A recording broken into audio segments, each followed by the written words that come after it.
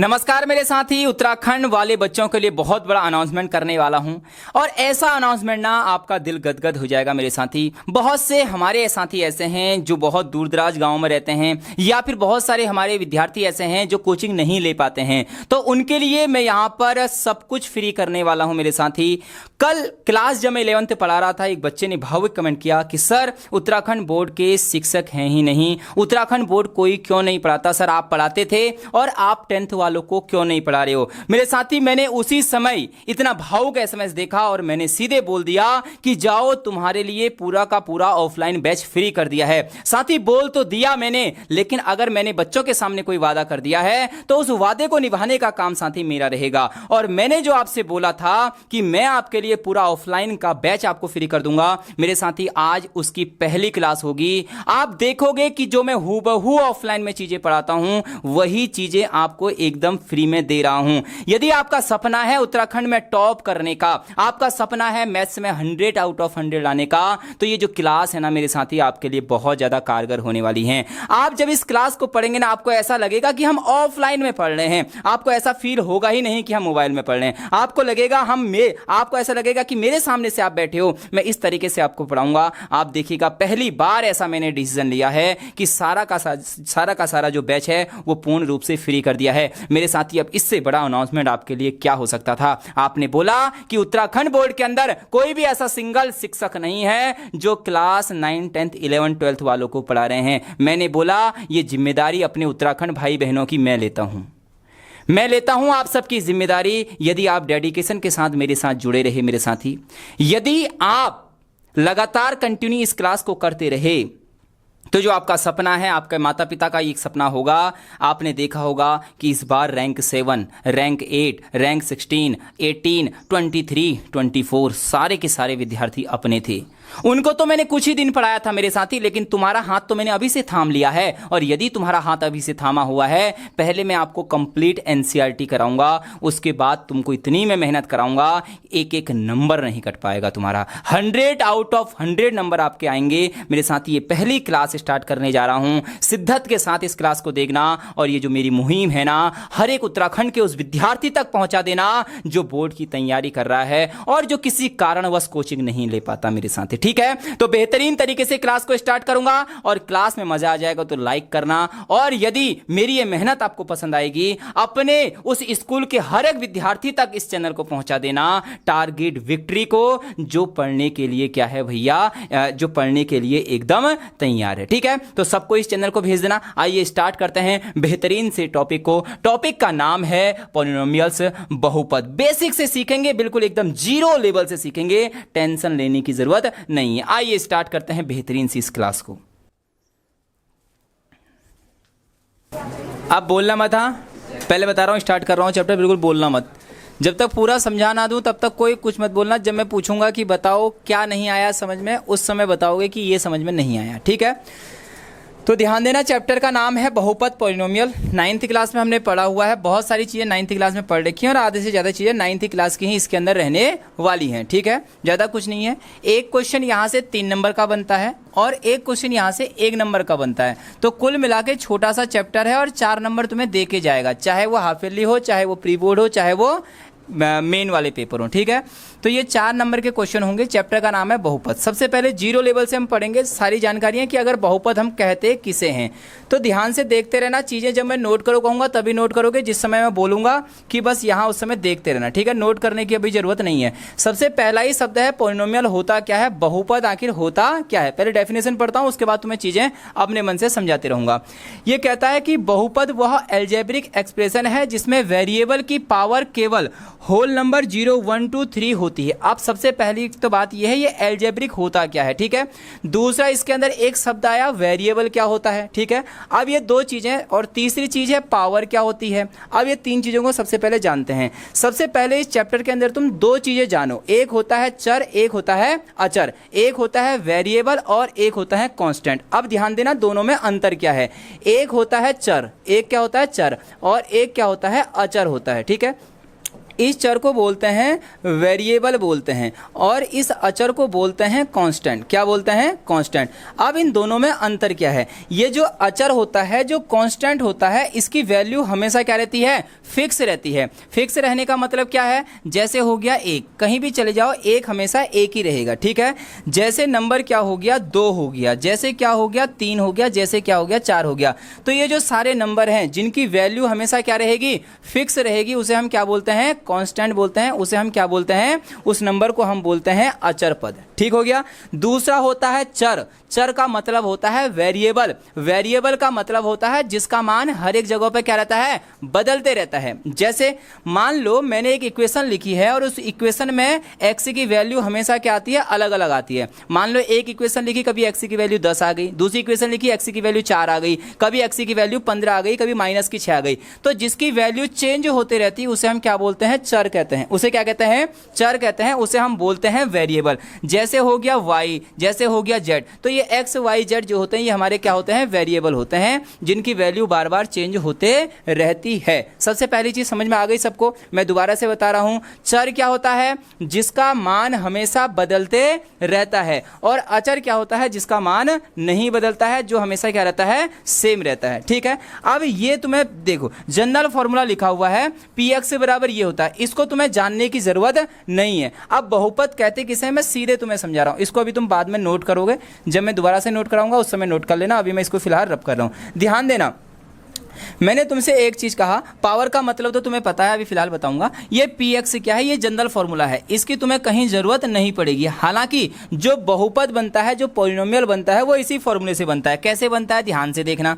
मैंने ये बोला an यहां पर एक कोई नंबर होगा, ठीक हो गया। मैंने बोला कोई नंबर हो गया, 2 लिख दिया मैंने, x की पावर n, और n क्या होगा? यहां पर कोई नंबर होगा, मैंने बोल दिया 2 हो गया, प्लस an-1। अब यहां से आगे को चीजें क्या होती जाएंगी? कम होती जाएंगी। ऐसे ही यहां पर पावर क्या होंगी? कम होंगी। जैसे ये 2 हो गया, अगली पावर 1 वाला आ जाएगा, फिर एक जिसपे कोई भी पावर नहीं है फिर वो आ जाएगा, मतलब जैसे यहाँ पर कोई कांस्टेंट टर्म आ जाएगा। तो ये पावर लगातार क्या होती हैं? घटती हुई जाती हैं। तुम्हें इसको जानने की जरूरत नहीं है, जनरल फॉर्मूला है जो कि क्लास 11th में चलता है। ठीक है। अब इसने एक चीज बोल रखी कि यहाँ n डिग्री है। डिग्री मतलब होता है घात। डिग्री मतलब क्या होता है? घात। जैसे मैंने एक इक्वेशन लिखी, मैंने बोला 2x² प्लस का 5x प्लस का 6। अब मैंने तुमसे बोला कि बताओ इसकी घात कितनी है, जो कि 9th क्लास में पढ़ा था। बताओ इसकी घात कितनी है? 2 इसकी घात है। तो जो ये मैक्सिमम पावर होती है, ये अधिकतम जो घात है, इसको हम क्या बोलते हैं? डिग्री कहते हैं। जैसे मैंने एक इक्वेशन लिखा, मैंने बोला 6x की पावर 5 प्लस 6x की पावर 4 प्लस 7x की पावर 3 प्लस 2x² प्लस का 6x और माइनस का 9। मैं बोलूंगा इस इक्वेशन की घात बता दो कितनी है, तो कितनी हो जाएगी? 5 हो जाएगी। तो ये जो मैक्सिमम पावर होती है इसको हम क्या बोलते हैं? पावर बोलते हैं, या फिर इसको हम डिग्री कहते हैं। ठीक है।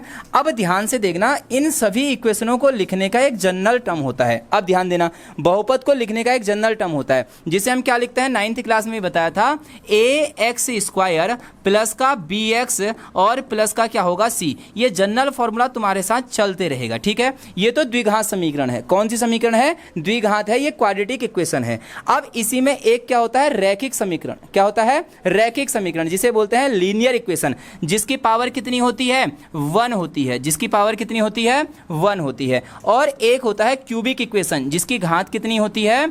3 होती है। अब एक चीज यहां पर तुम ध्यान से ये देखना, A B C और ये D। एक चीज ध्यान से देखना, सबसे पहले क्या है? बड़ी पावर, उसके बाद उससे छोटी पावर, और लास्ट में क्या है? कांस्टेंट टर्म है, जिसके साथ कोई भी वेरिएबल नहीं है। ऐसे ही देखो इसमें भी है, इसकी पावर कितनी है? 1 है। इसके बाद क्या है? कांस्टेंट टर्म है 3, फिर 2, फिर इसकी घात 1, और इसके बाद क्या है? जो एक कांस्टेंट टर्म है। ठीक है। अब जिसकी घात 2 है, इसे हम क्या बोलेंगे? द्विघात समीकरण कहेंगे। क्या कहेंगे? द्विघात समीकरण, जिसे बोलेंगे हम क्वाड्रेटिक इक्वेशन। दूसरा हमारे पास जिसकी पावर 1 है, इसे क्या बोलते हैं हम? रैखिक समीकरण। क्या बोलते हैं? रैखिक समीकरण। और जिसकी घात 3 है, इसे हम बोलते हैं क्यूबिक इक्वेशन। इसे क्या बोलते हैं? क्यूबिक। ठीक है। इसे बोलते हैं त्रिघात। अब एक चीज और मैंने बोली, इक्वेशन। अब पॉलिनोमियल और इक्वेशन में अंतर क्या होता है, पहले वो भी जानो। ध्यान से देखना, मैंने बोला मेरे पास एक इक्वेशन है, मान लो ax² प्लस bx प्लस का c, और एक मैंने लिखा है ax² प्लस का bx प्लस का c बराबर में क्या लिखा है? 0। तो मुझे बताओ इसमें से कौन सा पॉलिनोमियल है, कौन सा बहुपद है, और कौन सी समीकरण है? जल्दी बताओ। दोनों में से समीकरण कौन सी है और पॉलिनोमियल कौन सा है? दोनों में अंतर नजर आ रहा? तुम्हें कुछ पहले बताओ। 9th क्लास में ही बताया था, कुछ अंतर आ रहा है समझ में? क्या अंतर है? इसके इक्वल टू में 0 नहीं है, लेकिन इसके इक्वल टू में 0 है। तो जिसके इक्वल टू में 0 होता है उसे हम बोलते हैं समीकरण। उसे हम क्या बोलते हैं? समीकरण, इक्वेशन। और यदि किसी के देखो इसके आगे से 0 नहीं है, तो 0 नहीं है इक्वल टू में, तो ये क्या हो जाएगा? पॉलिनोमियल, जिसे बोलते हैं बहुपद। सबसे पहले तो यही पता होना चाहिए कि बहुपद और समीकरण में अंतर क्या होता है। ये हमारा क्या है? बहुपद है। ये क्या है? बहुपद है, पॉलिनोमियल है। और ये हमारा क्या है? समीकरण है। इसे हम क्या बोलते हैं? इक्वेशन। ठीक हो गया। चलो आगे को चलता हूं, ध्यान से देखना। इसके बाद अब यहां से हम चीजें, अब ये घात क्या है, सारी चीजें, छोटी छोटी चीजें 9 की भी बताऊंगा कि आखिर घात होता क्या है, ये डिग्री आखिर जो है ये होती क्या है डिग्री। तो ध्यान से देखना डिग्री क्या लिखा है। पॉलिनोमियल में वेरिएबल की सबसे बड़ी पावर को डिग्री कहते हैं। अब ध्यान से देखना, इसने बोला पॉलिनोमियल, पॉलिनोमियल का मतलब पता चल गया बहुपद। इसमें वेरिएबल, वेरिएबल मतलब जिसकी वैल्यू बार बार क्या हो रही है? चेंज हो रही है। जैसे एक्स वाई जेड, इनका मान चेंज होता है, इसे वेरिएबल बोलते हैं। कि सबसे बड़ी पावर को हम डिग्री कहते हैं। जैसे यहां ध्यान देना, यहां कितना है? 4x + 2। यहां पर x की पावर कुछ है? कुछ नहीं है। और जिसकी पावर कुछ नहीं होती तो क्या होती है? 1। तो यहां पर इसकी डिग्री कितनी हो जाएगी? 1 हो जाएगी। यहां ध्यान से देखना, x² - 3x प्लस कितना है? 4 है। मुझे बताओ इसकी डिग्री कितनी हो जाएगी? इसकी डिग्री कितनी है? 2 हो जाएगी। बताओ इसके हाईएस्ट पावर कितनी है? 3 है। तो इसकी डिग्री कितनी हो जाएगी? 3 हो जाएगी, जो कि 9th क्लास में हमने पढ़ लिया था, रिवीजन के लिए रखा हुआ है। अब ध्यान से देखना, इक्वेशन जो बहुपद हैं वो भी 3 प्रकार के होते, तो बहुत सारे प्रकार के हैं, लेकिन तुम्हारे इसमें कितने हैं? सिर्फ 3 प्रकार के हैं। नंबर 1 होता है लीनियर पॉलिनोमियल, एक होगा रैखिक बहुपद और एक होता है रैखिक समीकरण। दोनों में अंतर है, मैं फिर बोल रहा हूं। एक होता है रैखिक बहुपद जिसे हम बोलते हैं लीनियर पॉलिनोमियल, और एक होता है क्या? लीनियर इक्वेशन, जिसे हम बोलेंगे रैखिक समीकरण। तो जहां पर समीकरण आ जाएगी वहां पर बराबर में क्या आ जाएगा? 0 आ जाएगा। जैसे यहां ध्यान दो, यहां पर इसने बोल दिया है कि हम रैखिक कहते किसे हैं, लीनियर कहते किसे हैं। जैसे मैंने लिखा 3x प्लस का 5, तो बताओ यहां पर x की पावर कितनी है? 1 है। ठीक है। मैंने बोला 6x प्लस 9, मुझे बताओ यहां x की पावर कितनी है? 1 है। मैंने बोला 7x माइनस का 10, मुझे बताओ यहां x की पावर कितनी है? 1। तो समझ लेना, जिसकी पावर 1 होगी, जिसकी पावर कितनी है? 1 है, उन सभी पॉलिनोमियल को हम क्या बोलते हैं? उसको हम बोलते हैं लीनियर, या फिर उसे हम बोलते हैं रैखिक बहुपद। मान लो मैं इसको ऐसे नहीं लिखता हूं, चलो मैं दूसरे तरीके से इसको लिख रहा हूं। मैंने बोला मैं इसे ऐसे लिख रहा हूं, ध्यान देना। मैंने बोला मैं इसको लिखता हूं 5x, इसको लिखता हूं 7, इसको लिख देता हूं 7x, इसको लिखता हूं माइनस का 3x। मुझे बताओ ये लीनियर इक्वेशन है या नहीं है? ये लीनियर इक्वेशन है कि नहीं है? है कि नहीं है? ध्यान देना। अब तुम कहोगे इसके पीछे नंबर लिखे हैं, अब इसके पीछे नंबर तो लिखे हैं, कांस्टेंट टर्म लिखा है। मान लो इसके पीछे कांस्टेंट टर्म नहीं लिखा है, मैं 0 लगा सकता हूं क्या? बिल्कुल 0 लगा सकता हूं। मैंने बोला 5x में 0 जोड़ूंगा, फिर से क्या जाएगा? 5x। इसका मतलब ये सारे के सारे क्या है? लीनियर इक्वेशन है, क्योंकि इनकी पावर कितनी है? 1 है। ठीक हो गया। तो लीनियर इक्वेशन की पहचान है कि उनकी पावर कितनी होगी? 1। अब मुझे बताओ ये इक्वेशन है या फिर ये पॉलिनोमियल है? ये बहुपद है या समीकरण है? ये है पॉलिनोमियल। क्यों? क्योंकि इनके इक्वल टू में 0 नहीं है। यदि मैं इसके इक्वल टू में 0 लगा देता हूं, इनके इक्वल टू में 0 लगा देता हूं, तो ये क्या बन जाएंगी? सारी की सारी समीकरण बन जाएंगी, इक्वेशन बन जाएंगी। आ गई बात समझ में? ठीक है। यहां पर इसने वही लिखा है, एग्जाम्पल दिए हैं 2x + 5 4x - 7, जो कि हम पहले ही ये पढ़ चुके हैं। इसके बाद ध्यान देना, द्विघात समीकरण क्या होता है? क्वाड्रेटिक इक्वेशन, सॉरी क्वाड्रेटिक या फिर क्यूबिक पॉलिनोमियल। पॉलिनोमियल का मतलब ही तुम्हें समझ में आना चाहिए कि इक्वल टू में 0 नहीं है। ध्यान से देखना, जिसकी डिग्री 2 होगी, जिसकी घात कितनी होगी? 2 होगी, उसे हम बोलते हैं क्वाड्रेटिक पॉलिनोमियल्स, जिसे हम बोलते हैं द्विघात बहुपद। समझ में आ रहा है? द्विघात बहुपद नाम से ही पता चला, द्वि मतलब 2, घात मतलब क्या होता है? पावर होती है। तो जिसकी पावर 2 होगी उसे हम क्या बोलेंगे? क्वाड्रेटिक बोलेंगे। अब ध्यान से देखना, जनरल फॉर्मूला इसका ये रहता है, इसको तुम्हें बिल्कुल अपने साथ लेके चलना है। अब दूसरे और तीसरे चैप्टर में ये तुम्हारा पीछा नहीं छोड़ने वाला है। ठीक है। देखो, जनरल जो इक्वेशन होती है ना द्विघात बहुपद की, वो होती है ax² प्लस का, बोलो मत, बाहर भगा दूंगा, bx और प्लस का क्या हो जाएगा? c हो जाएगा। ध्यान से देखो, मैंने बोला x² के आगे से जो भी संख्या होगी वो कितनी होगी, a होगी। वो क्या होगी, a। जो भी x का कोफिशिएंट होगा वो हमेशा क्या होगा, b होगा। और जो कांस्टेंट टर्म है वो हमेशा क्या कहलाएगा, c कहलाएगा। ठीक है, ये एक पॉलिनोमियल है। यदि मैं इसको ऐसे लिखूं, ax स्क्वायर प्लस का bx प्लस c बराबर 0 कर दूं, तो ये क्या बन जाएगा, हमारा समीकरण बन जाएगा, इक्वेशन बन जाएगा। ठीक है, तो इस चीज को सब लोग याद रखना है। मैं दोबारा से बता रहा हूं, ax स्क्वायर प्लस का bx और प्लस का c, ये एक जनरल फॉर्मूला है क्वाड्रेटिक इक्वेशन का। यहां पर x स्क्वायर के आगे जो भी होगा वो क्या कहलाएगा, a कहलाएगा। मतलब जो x स्क्वायर के आगे होगा a कहलाएगा, जो x के आगे से होगा वो क्या कहलाएगा, b कहलाएगा, और ये क्या कहलाएगा, कांस्टेंट टर्म c कहलाएगा। ठीक हो गया। अब ध्यान से देखना, ये बोलता है कि क्यूबिक पॉलिनोमियल त्रिघात बहुपद किसे कहते हैं। नाम से ही पता चल रहा है, क्यूब, क्यूब मतलब क्या होता है, 3 होता है। ठीक है, नाम से पता चल रहा है, त्रि मतलब हो गया 3, जिसके 3 घात हैं उसे क्या बोलेंगे हम, क्यूबिक इक्वेशन बोलेंगे, या फिर क्या बोल देंगे हम, त्रिघात बहुपद बोलेंगे, जिसकी डिग्री कितनी है, 3 है। अब देखो इसकी पहचान क्या होगी, हम इसको कैसे लिखेंगे, इसको हम कैसे लिखेंगे, इसको ध्यान से देखना, ax की घात 3 प्लस का bx स्क्वायर प्लस का cx और प्लस का कितना हो जाएगा, d हो जाएगा। मैंने तुमसे कहा था हमेशा लिखने का तरीका रहता है, सबसे पहले बड़ी पावर आती है, उसके बाद उससे छोटी पावर आती है, उसके बाद उससे छोटी पावर आती है, और लास्ट में क्या आएगा, कांस्टेंट टर्म आएगा। लास्ट में क्या आएगा, कांस्टेंट टर्म आएगा। ठीक हो गया। अब बताओ इसकी पावर कितनी है, 3 है, तो ये क्या हो जाएगा, हमारा क्यूबिक पॉलिनोमियल हो जाएगा। इक्वेशन नहीं है, इक्वेशन बनाने के लिए आगे से 0 लगाना पड़ेगा। ठीक है, तो अब ध्यान देना, इसके बाद ये आगे से चीज़ें लिखी हुई है, तो तुम्हें नोट करना है। अब नोट क्या क्या करना है, पहले तो लिखोगे कि बहुपद और, मतलब पहले लिखोगे बहुपद और समीकरण में अंतर क्या होता है। ठीक है, तो सबसे पहले नोट डाउन करते रहो, लिखो मेरे साथ साथ। अब चीज़ें लिखो साथ साथ, क्योंकि चीज़ें पता चल गई हैं, अब लिखोगे तो चीज़ें और अच्छे से समझ में आएंगी। ठीक है, मेरे साथ साथ लिखना। पहले चीज लिखो समीकरण और बहुपद में अंतर। ठीक है, यहां पर हम पहले बहुपद लिखेंगे, पहले हम लिखेंगे बहुपद, इंग्लिश में लिखेंगे पॉलिनोमियल। ठीक है, बहुपद, और दूसरा होता है हमारा समीकरण। दोनों में अंतर क्या है, समीकरण। बताओ बहुपद क्या हो जाएगा, ax स्क्वायर प्लस का bx प्लस का c। ठीक है, और समीकरण में क्या लिखोगे, ax स्क्वायर प्लस का bx प्लस का c इक्वल टू 0। तो जिसके इक्वल टू में 0 होगा उसे समीकरण कहेंगे, और जिसके इक्वल टू में 0 नहीं होगा तो उसे हम क्या बोलेंगे, बहुपद बोलेंगे। अगर लिखना चाहोगे तो उसे हम पॉलिनोमियल कहेंगे। ठीक हो गया, और इसे हम क्या बोलते हैं, इक्वेशन कहते हैं। क्या बोलते हैं, इसे हम इक्वेशन कहते हैं, समीकरण कहते हैं। पहले 2 चीज़ नोट कर लो। ठीक है, 2 चीज़ का तुम्हें अंतर पता होना चाहिए कि बहुपद क्या होता है और समीकरण क्या होता है। लिख दिया। इसके बाद हम 3 चीज़ें पढ़ेंगे यहाँ पर। सिर्फ क्या क्या पढ़ेंगे कि सबसे पहले, हाँ, इसके बाद हमने क्या पढ़ा था बताओ, सबसे पहले इसके बाद हमने क्या पढ़ा था, इसके बाद हमने पढ़ रखा था कि चर और अचर किसे कहते हैं। तो पहले लिखोगे चर, चर क्या होते हैं, और दूसरे अचर क्या होते हैं। बताओ चर क्या होते हैं, कांस्टेंट, जिनकी वैल्यू क्या रहती है, फिक्स रहती है। ठीक है, इंग्लिश में इसे बोलते हैं कांस्टेंट। लिख लो भैया, कांस्टेंट। जैसे कि क्या हो जाएगा, 0 1 2 3, ऐसे फिक्स वैल्यू क्या कहलाती हैं, हमारी चर कहलाती हैं, कांस्टेंट कहलाती हैं। अचर क्या होता है, वेरिएबल।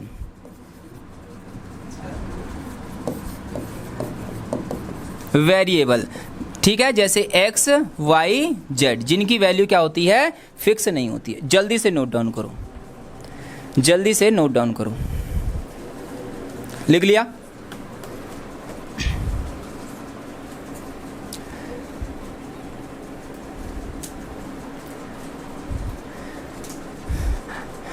अब हम यहां पर 3 टाइप के बहुपद पढ़ेंगे। ठीक है, 3 टाइप्स के क्या पढ़ेंगे हम, पॉलिनोमियल से पढ़ेंगे।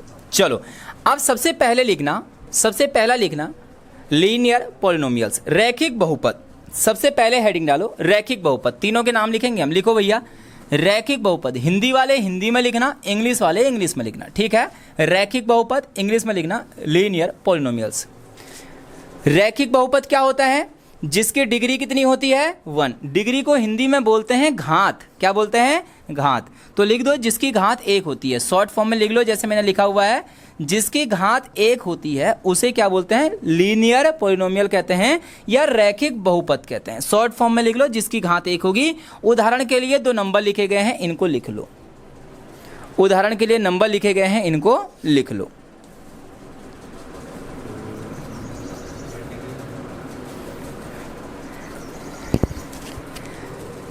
लिख लिया? जिसकी घात 1 होती है, एक दो एग्जाम्पल लिख लो जिसे हम लीनियर बोलेंगे, रैखिक बहुपद बोलेंगे।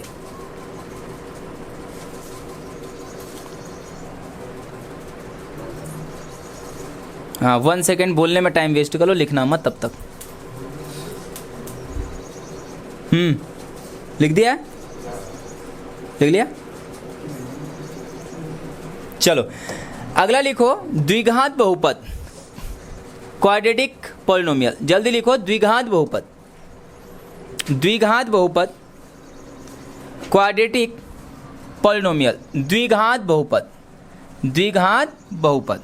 द्विघात बहुपद में जिसकी घात कितनी होती है? 2 होती है। लिख लो, जिसकी घात 2 होती है, या सीधे लिख लो डिग्री इक्वल टू 2। जिसकी डिग्री 2 होगी उसे द्विघात बहुपद कहेंगे। ठीक है, इसका जनरल फॉर्मूला क्या है ये भी लिखना है, ये इंपॉर्टेंट है। ax² प्लस का bx प्लस का c, इसका जनरल फॉर्मूला है। जनरल फॉर्मूला क्या है? ax² प्लस का bx प्लस का c हो जाएगा।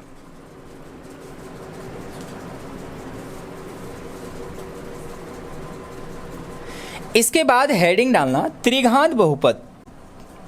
इसके बाद हेडिंग डालो त्रिघात बहुपद। क्या हेडिंग डालनी है? त्रिघात बहुपद, क्यूबिक पॉलिनोमियल। लिखा हुआ है क्यूबिक पॉलिनोमियल, जिसकी डिग्री कितनी होगी? 3 होगी। और उसका जो जनरल फॉर्म है या जनरल फॉर्मूला है वो यहां पर लिखा गया है, ax³ plus bx² plus cx plus d। जल्दी से लिखो, इसके बाद फिर आगे को बढ़ेंगे। चलो आगे को, चलो अब ध्यान से देखना। ये सारी चीज़ें 9th में हमने कवर कर लिया था, लेकिन एक बार और तुम्हें बता देता हूँ चीज़ें कि कहाँ से हमने क्या कर रखा था। अगला है वैल्यू ऑफ पॉलिनोमियल्स। ठीक है, पॉलिनोमियल का मान क्या होता है, बहुपद का मान हम कैसे निकालते हैं। ध्यान से देखना, px बराबर x² माइनस का 3x माइनस का 4 एक हमारे पास बहुपद है। और कैसा बहुपद है? द्विघात बहुपद है, क्वाड्रेटिक पॉलिनोमियल्स है, क्योंकि इसकी पावर कितनी है? 2 इसकी पावर है। ठीक है, बोलता है P2। 2 का मतलब क्या है? x की जगह जहां पर x था वहां पर मुझे क्या रखना है? अब 2 रखना है। तो जहां जहां x है वहां मैंने 2 रखा है। तो 2 का स्क्वायर कितना हो जाएगा? 4। यहां पर 2 रखूंगा, 3 2 जा कितना होगा? 6 होगा। माइनस का 4 ऐसी है, सॉल्व करके कितना आ गया? माइनस का 6 आ गया। तो अगर हमसे बोलेगा कि बहुपद का मान बताओ, तब हमें क्या करना होगा? इस प्रकार से सॉल्व करना होगा, जो कि हम 9th क्लास में पढ़ के आ गए हैं। यहाँ ये सब चीजें नहीं पूछेगा। ठीक है, आगे को लिख रखा है, किसी भी x की जगह कोई संख्या रखने पर जो उत्तर मिलता है वो पॉलिनोमियल का वैल्यू होता है। ठीक हो गया, मतलब x की जगह हमने वैल्यू रख दी, कुछ भी रख सकते हैं, और जो हमें वैल्यू मिल रही है वो क्या है? इस पॉलिनोमियल की वैल्यू है। ठीक है, लिखने की जरूरत तुम्हें कुछ भी नहीं है यहाँ से। हाँ, ये इंपॉर्टेंट है शून्यक। अब शून्यक क्या है, ध्यान से देखना। मैंने तुम्हें बताया था कि यदि इक्वेशन लीनियर इक्वेशन हो, यदि इक्वेशन रैखिक हो, तो इसके x की वैल्यू कितनी आएगी? 1। मतलब जो मैक्सिमम पावर होती है x की वैल्यू उतनी ही आती है। जैसे यहाँ x की वैल्यू कितनी है? 1 है। तो यदि मैं इसको सॉल्व करूं तो यहां से x का मान कितना आएगा? 1 आएगा। यदि मान लो मेरे पास एक इक्वेशन है 3x² प्लस का 5x प्लस का 6, तो बताओ मुझे x की यहाँ पर कितनी वैल्यू आएंगी? 2 आएंगी, क्योंकि यहाँ पर क्या है? जो पावर है वो कितनी है? 2 है। मान लो मैंने कहा एक इक्वेशन है x की power 4 plus 6x³ plus 6x² plus का 7x प्लस का 9। तो यहाँ पर यदि मैं इसको सॉल्व करूं तो x की जो वैल्यू आएगी वो कितनी आएंगी? 4 आएंगी, क्योंकि यहाँ मैक्सिमम पावर कितनी है? 4 है। तो अब ध्यान से देखना, ये कहता है जीरोज ऑफ पॉलिनोमियल्स। शून्यक कहते किसे हैं? ये जो x की वैल्यू आएंगी ना, इसे ही हम शून्यक कहते हैं, इसे ही हम जीरोज कहते हैं।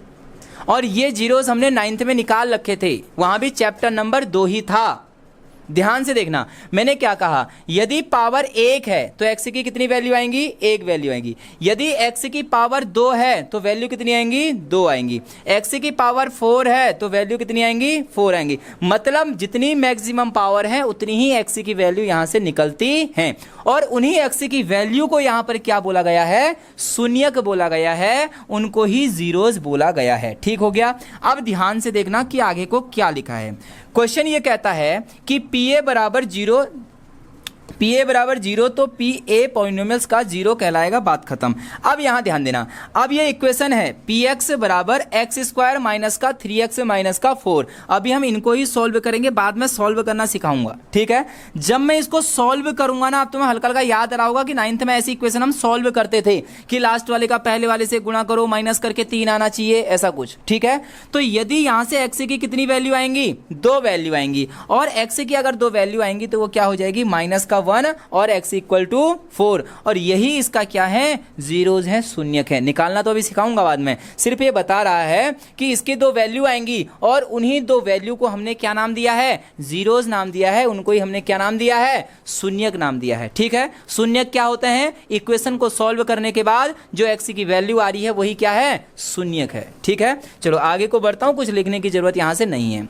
अब ध्यान देना यहां से, अब एक चीज मेन है, अब तुम्हारे 2.1 में क्या सिखाया है, बोलता है ग्राफ जहां x एक्सिस को काटता है वही पॉलिनोमियल के जीरोज होते हैं। मतलब जहां पर x अक्ष, अब x अक्ष और y अक्ष क्या होता है, पहले इसको समझा देता हूं, वैसे इतना तुम्हें याद होगा, नहीं भी है तो ध्यान से देखो।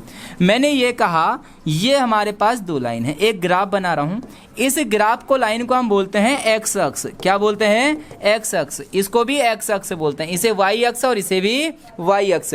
ये इसका क्या होता है, मूल बिंदु होता है, 0,0 होता है, ठीक है। यहां को x की वैल्यू कैसी होती है, जल्दी बताओ, पॉजिटिव की नेगेटिव, पॉजिटिव होती है। यहां को x की वैल्यू कैसी होती है, नेगेटिव। ऊपर को y की वैल्यू पॉजिटिव, नीचे को y की वैल्यू नेगेटिव होते हैं, ठीक है।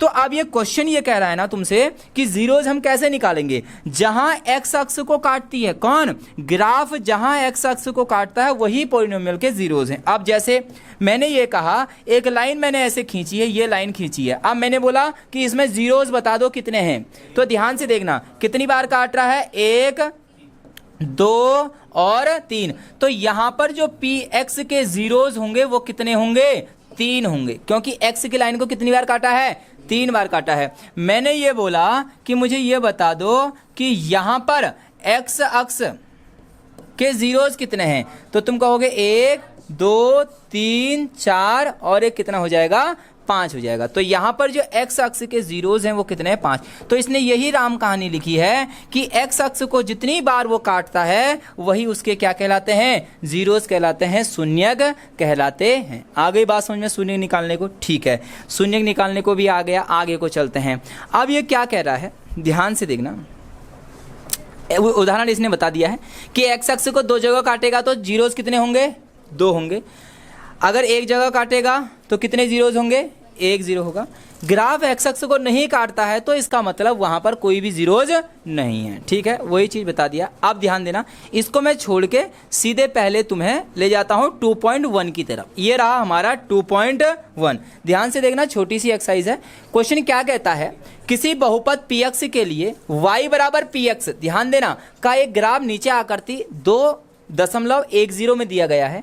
प्रत्येक स्थिति में px के शून्यकों की संख्या ज्ञात करो। अब ध्यान से देखना, मुझे बताओ पहले वाले में ये ग्राफ दिख रहा है तुम्हें, इस ग्राफ में बताओ px के कितने शून्यक हैं, 0 शून्य। क्यों, क्योंकि ये y अक्ष को कट कर रही है और उसने बोला किसको था, x अक्ष को कट करना चाहिए। तो यहां पर मुझे बताओ px के कितने जीरोज हैं, शून्य हैं, ठीक है। तो px के जो जीरोज हैं वो कितने हैं, 0 हैं। यहां पर कोई भी शून्यक नहीं है क्योंकि ये x अक्ष को कट नहीं कर रही है। अगर आगे को बढ़ता हूं, तुम बोल क्यों रहे हो भाई,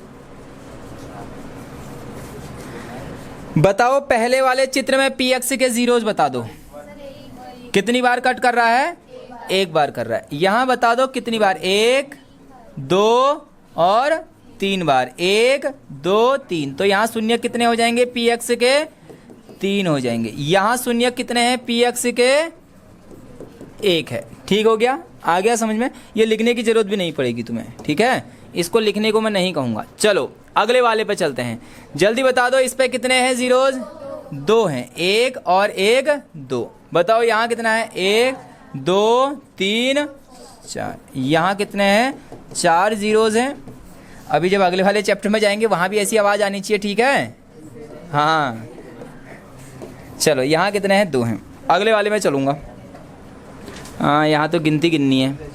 चलो अब एक्सरसाइज 2.2 आ गई, लेकिन पहले उससे पहले अब थ्योरी। अब मेन है, अब ध्यान देना। अब यहाँ से मेन है, ये बता दिया था। चलो अब मेन चीज़ ये है, 3 नंबर का क्वेश्चन फिक्स है। यहाँ से 3 नंबर का क्वेश्चन फिक्स है। बस 9th में हमने जीरोज निकालने सीख रखे थे एक्स की वैल्यू, वहीं से थोड़ा सा काम और आगे को करना है, फिर 3 नंबर मिल जाएंगे। अब ध्यान से देखना एकदम जीरो लेवल से। जीरोज क्या होता है मैंने बता दिया है तुम्हें, ठीक है? अब ये कोफिशिएंट क्या है? द्विघात बहुपद। अब ध्यान से देखना, कोफिशिएंट किसे कहते हैं? जैसे मैंने बोला एक इक्वेशन लिखी 5x² प्लस का 6x प्लस का 7 इक्वल टू 0। अब मैंने तुमसे बोल दिया ना यहाँ पर x का कोफिशिएंट बताओ कितना है। अरे पहले क्वेश्चन तो देख लो, x का कोफिशिएंट कितना होगा बोला है, बस अब बदलने लग जाओगे। अरे x का कोफिशिएंट बोला है कितना है? अरे 6 ही तो है। कोफिशिएंट मतलब होता है x ये रहा, अब ये कह रहा है कि x किसके साथ गुणा हो रखा है? 6 के साथ गुणा हो रखा है, यही पूछना चाह रहा हूँ, ठीक है? अब ध्यान देना, अगर इसी क्वेश्चन में मैं पूछूं कि x² का कोफिशिएंट बता दो, x² का कोफिशिएंट बता दो, कितना है? 5 है। ध्यान से देखना, मैंने बोला 7y³ plus 6y plus 7y² plus का 8 इक्वल टू 0। अब मैंने तुमसे बोला कि y² का कोफिशिएंट बता दो 7, y² का कोफिशिएंट कितना है? 7। y का कोफिशिएंट कितना हो जाएगा? 6 हो जाएगा। ये बात तुम्हें पता चलेगी कि कोफिशिएंट किसे कहते हैं, सब 9th में पढ़ रखा था। अब ध्यान से देखना क्या कहता है, यदि जीरोज अल्फा और बीटा हैं। अब यहाँ पर ध्यान देना, हम क्वाड्रेटिक इक्वेशन पढ़ेंगे, इसके अलावा कुछ भी नहीं पढ़ेंगे, हम सिर्फ द्विघात बहुपद हम पढ़ेंगे, इसके अलावा कुछ नहीं पढ़ेंगे। अगर हम द्विघात बहुपद पढ़ रहे हैं तो उसका फॉर्म मुझे पता चल गया क्या होता है, ax² plus bx plus c होता है। और यहाँ से x की कितनी वैल्यू आएंगी? 2। ध्यान से देख लो, यहाँ x की 2 वैल्यू आएंगी, एक वैल्यू और एक वैल्यू। कितनी वैल्यू आएंगी? 2। तो एक को हम बोल देंगे अल्फा, इसे बोलते हैं अल्फा। क्या बोलते हैं? अल्फा। और दूसरे जो जीरोज हैं उसको हम बोलेंगे बीटा। क्या बोलेंगे? बीटा। एक को बोलेंगे अल्फा और एक को बोलेंगे बीटा। वही चीज इसने लिखा है कि यदि जीरोज अल्फा और बीटा हैं, मतलब जो हमारी एक्स की 2 वैल्यू आएंगी ना, एक को मैं बोल दूंगा अल्फा और एक को क्या बोल दूंगा मैं? बीटा बोल दूंगा। अरे बेटा नहीं, बीटा। अब यहां ध्यान देना, ठीक है? अब यहां ध्यान दो, अब क्वेश्चन में हमसे क्या बोलेगा? सबसे पहले बोलेगा जीरोज निकालो, वो हम निकाल लेंगे। फिर बोलेगा कि इसको वेरीफाई भी करो, इसके सत्यता की जांच करो। जीरोज निकालने 9th में सीख लिया था, फिर सिखाऊंगा बिल्कुल जीरो से। लेकिन वहां से आगे को जा रहे हैं और क्या बोल रहे हैं कि इसको वेरीफाई भी करो, इसके सत्यता की जांच करो। अब सत्यता की जांच क्या करनी है, ध्यान देना। अब वहां पर जब सत्यता की जांच करते हैं ना, तो आता है सम ऑफ जीरोज, शून्यकों का योगफल। फॉर्मूला याद करना होगा, शून्यकों का योगफल। मुझे ये बताओ, अगर मैं यहां पर लिखता हूं शून्यकों का योगफल, ध्यान से देखो, शून्यकों का योगफल, तो मुझे बताओ शून्यकों का योगफल। अब शून्यक है क्या मेरे पास? एक अल्फा है और एक क्या है? बीटा है। और योगफल मतलब उनको जोड़ना है, तो हो जाएगा अल्फा प्लस बीटा। अब इसका फॉर्मूला होता है माइनस का b/a, माइनस b/a, तो हो जाएगा माइनस का b/a। ये फॉर्मूला तुम्हें याद करना होगा। पहला फॉर्मूला अल्फा प्लस बीटा बराबर का माइनस का b/a, याद रखना। दूसरा होता है प्रोडक्ट ऑफ जीरो, शून्यकों का गुणनफल, शून्यकों का गुणनफल। अब ध्यान से देखना, गुणनफल क्या होता है? गुणनफल क्या होगा? मल्टीप्लाई। अब शून्यकों का गुणनफल, शून्यक है क्या? अल्फा और बीटा है। यदि मैं अल्फा और बीटा को गुणा कर दूं तो यही तो इनका गुणनफल होगा और फॉर्मूला होता है C अपॉन A। बस ये दो चीजें तुम्हें याद हो गई तो 3 नंबर फिक्स हैं। कितने नंबर फिक्स हैं? 3 नंबर, बता भी रहा हूं कि 3 नंबर फिक्स हैं। तो ये चीज तो पूरा का पूरा लिख देना है, ध्यान से लिखो, लिखो क्वाड्रेटिक इक्वेशन ये रहा, लिखना द्विघात बहुपद ax² plus bx plus c। लिखो द्विघात बहुपद ax² प्लस का bx प्लस का c। लिख दिया। इसमें लिख देना यदि इसके शून्यक अल्फा और बीटा हैं, यदि इसके शून्यक अल्फा और बीटा हैं, यदि इसके शून्यक अल्फा और बीटा हैं, if the zeros are alpha and beta, यदि इसके शून्यक अल्फा और बीटा हैं,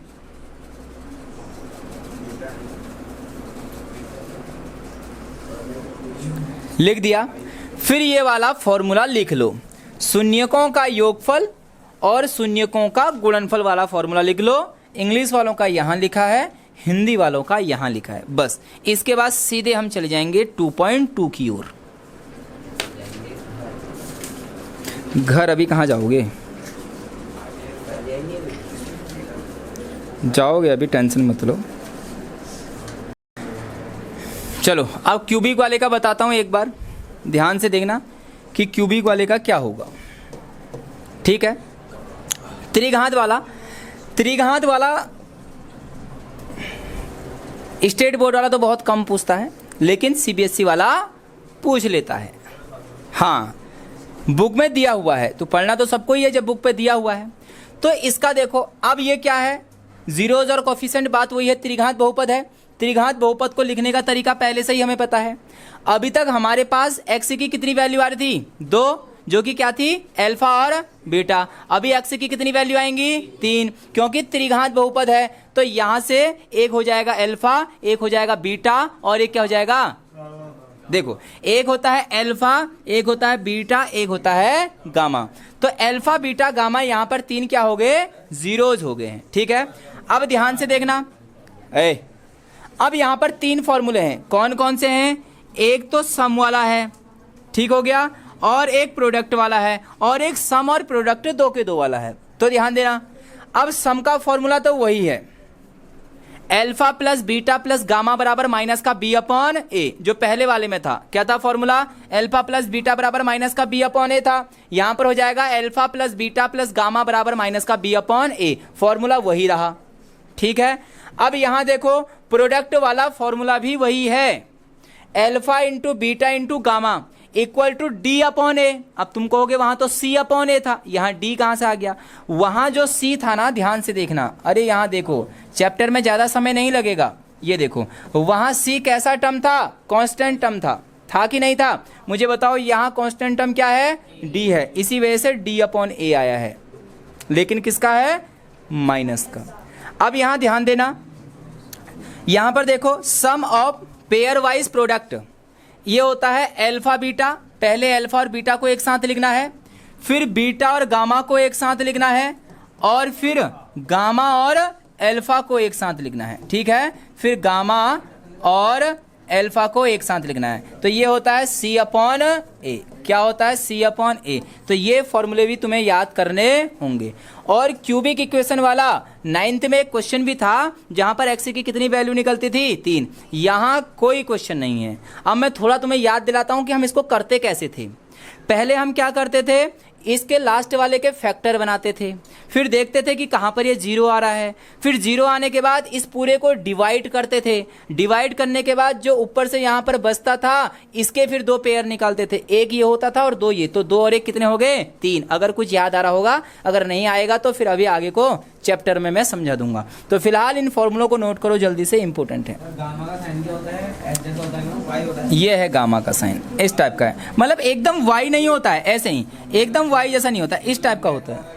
ठीक है, जल्दी बना दो, जल्दी बनाओ, जल्दी लिखो 3 फॉर्मूले, फिर सीधे चैप्टर के अंदर, क्योंकि बेसिक इतना ही है। 2 दिन में चैप्टर समाप्त। हाँ, त्रिघात बहुपद के फॉर्मूले हैं। चलो करते हैं स्टार्ट, बोलना मत। अब चेक करूंगा कि कितना तुम्हें 9th का याद है कितना नहीं है। ये सब चीज़ें हो गई हैं, इनको लिखने की ज़रूरत नहीं है, ठीक है। इस क्वेश्चन को करने से पहले हम क्या करेंगे, एक अलग पेज पे जाएंगे और अलग पेज पे जाके चीज़ें चेक करूंगा कि कितना तुम्हें आ रहा है कितना नहीं आ रहा है, ठीक है। चलो ध्यान से देखना, एग्जाम्पल नंबर 2 है, बोलना मत कोई। एग्जाम्पल नंबर क्या है, 2 है। और क्वेश्चन ये कहता है x² प्लस का 7x प्लस 10, ये पहला एग्जाम्पल नंबर, दूसरा दे रखा है हमें, ठीक है। और क्वेश्चन में क्या कह रहा है कि शून्य ज्ञात करो, हमें जीरोस फाइंड करना है और इसको वेरीफाई भी करना है। क्या भी करना है, वेरीफाई भी करना है। अब वेरीफाई कैसे करेंगे, ध्यान से देखना। अब वेरीफाई करने से पहले हमें इसको क्या करना पड़ेगा, एक्स की वैल्यू निकालनी है। अब एक्स की वैल्यू कैसे निकालेंगे, ध्यान से देखना, जो 9th में सिखाया था दोबारा से समझा रहा हूं। सबसे पहले यहां पर हमें वैल्यू लिखनी होगी। ए की वैल्यू कितनी है, 1 हो जाएगी। जो भी x² के आगे से है वो किसकी वैल्यू है, ए की वैल्यू। जो भी x के आगे से है वो किसकी वैल्यू है, b की वैल्यू। तो b की वैल्यू 7 है और c की वैल्यू कितनी है, यहां पर 10 है। ये तो हमें पता चल गया है। अब ध्यान से देखना, यहां पर रफ वर्क करना होगा। अब हमें क्या करना है, यहां पर रफ वर्क करता हूं मैं। सबसे पहले जो लास्ट वाली संख्या है उसको पहली वाली संख्या से गुणा कर दो। ध्यान से देखना, मैं जो बता रहा हूं, लास्ट वाली संख्या को पहली वाली संख्या से गुणा करो, मतलब a को c से गुणा करो। किसको, a को c से गुणा कर दो। तो a कितना है यहां पर 1, c कितना है 10, तो कितना हो जाएगा 10 एकम 10। अब यहां पर ध्यान से देखना, हमें एक ऐसी संख्या सोचनी है जो गुणा करके तो कितना आए, 10 आए, लेकिन ये यहां पर क्या लगा है, प्लस का साइन, और प्लस करके कितना आना चाहिए, 7 आना चाहिए, 7 आना चाहिए। फिर दोबारा देखो, मैंने बोला गुणा करने पर कितना आना चाहिए, 10 आना चाहिए। और ये वाले साइन को देखना होता है हमेशा, प्लस करने के बाद ये वाली संख्या आनी चाहिए, कितनी, 7। अब ध्यान से देखना कैसे करना है, मैं एकदम जीरो से बता रहा हूं। यहां देखो, मैंने बोला x² ऐसी रहने दो, प्लस ऐसी रहने दो। जहां पर x के आगे से जो संख्या है वहां पर ब्रैकेट बना दो। ये x ऐसी लिखो और प्लस का 10, पूरा का पूरा इक्वेशन हमने वैसी लिखी है, सिर्फ जो x के आगे से संख्या है वहां पर मैंने ब्रैकेट छोड़ा है, ठीक है।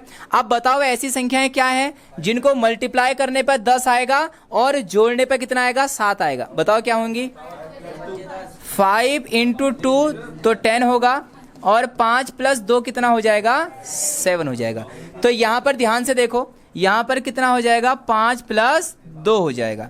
अब ध्यान से देखना, यहां पर मैंने बोला x² प्लस, ये 5 का × x से होगा तो 5x, और प्लस का 2x प्लस का 10 हो गया। अब ध्यान से देखना, अब हमें क्या करना है, 2 का जोड़ा बनाना है और जोड़े में से क्या लेना है, कॉमन। ध्यान से देखना, मुझे बताओ इन दोनों में क्या कॉमन है, x कॉमन नजर आता है, ठीक है। और यहां 2x थे, एक x बाहर आया तो एक x अंदर बचा, प्लस ये x बाहर आ गया है तो यहां बचा 5, प्लस यहां तो x है लेकिन यहां x नहीं है तो x कॉमन नहीं आएगा। लेकिन यहां 2 है, क्या 2 के पहाड़े में 10 आता है, आता है, तो इसका मतलब 2 भी दोनों में है। तो यहां से 2 बाहर आ गया तो यहां क्या बचा, x बचा, और प्लस 2 पंजे 10 हो जाएगा। कितना हो जाएगा, 2 पंजे 10। अब एक चीज याद रखना, हमेशा जो ये ब्रैकेट के अंदर चीजें हैं, ये चीजें हमेशा क्या रहती हैं, सेम होनी चाहिए। और अगर सेम नहीं है तो तुम कुछ ना कुछ गलत कर रहे हो। यहां पर 2 के 2 चीजें सेम आ गई।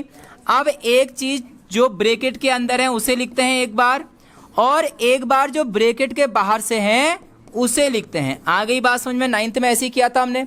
अब यहीं तक हमने 9th में किया था, इससे आगे 10th में करेंगे, ठीक है। ध्यान देना, सबसे पहले x + 5 = क्या रख दूंगा मैं, 0, और यहां पर x + 2 = क्या रख दूंगा, 0।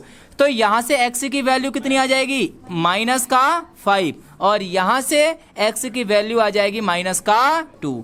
और मैंने तुमसे बोला था कि जितनी पावर होंगी उतनी ही x की वैल्यू आएंगी। बताओ यहाँ x की पावर कितनी थी, 2 थी, तो मुझे बताओ यहाँ x की वैल्यू भी कितनी आ गई, 2 आ गई। और मैंने तुमसे बोला था एक को हम अल्फा मानेंगे और दूसरे को बीटा मानेंगे। तो ये हमारा अल्फा हो गया -5, और हमारे पास बीटा हो गया -2। अब देखो इसके वेरीफाई करना है कि ये क्वेश्चन हमने सही किया है या गलत किया है। अब इसको रब करूंगा, ध्यान से देखना। अब सही किया है गलत किया है पता चल जाएगा। बताओ शून्यकों का योगफल, शून्यकों का योगफल, शून्यकों का योगफल बताओ कितना होता है शून्यकों का योगफल? -b/a। अब शून्यकों का योगफल मतलब अल्फा प्लस बीटा, क्योंकि शून्यक तो अल्फा बीटा है, बराबर माइनस का b/a। ये फॉर्मूला था। बताओ अल्फा कितना है जल्दी से देख के बताओ, -5। बीटा कितना है जल्दी बताओ, -2। इक्वल टू माइनस तो ऐसी है b, अब b की वैल्यू बताओ 7 है, अपॉन में a की वैल्यू 1। तो माइनस और माइनस हमेशा क्या होते हैं, जुड़ते हैं। तो ये -7 बराबर -7। क्या ये 2 के 2 बराबर हैं आपस में? हैं। तो पहली चीज तो मैंने वेरीफाई कर दी, पहली चीज तो मैंने सही दिखा दी कि हाँ भाई अभी तक तो हम सही चल रहे हैं। अब दूसरा चीज ध्यान से देखना, ये शून्यकों का योगफल। अब शून्यकों का गुणनफल जो कि होता है alpha into beta equal to c/a। बताओ अल्फा कितना है -5 और बीटा है -2 इक्वल टू c कितना है 10 अपॉन a कितना है 1।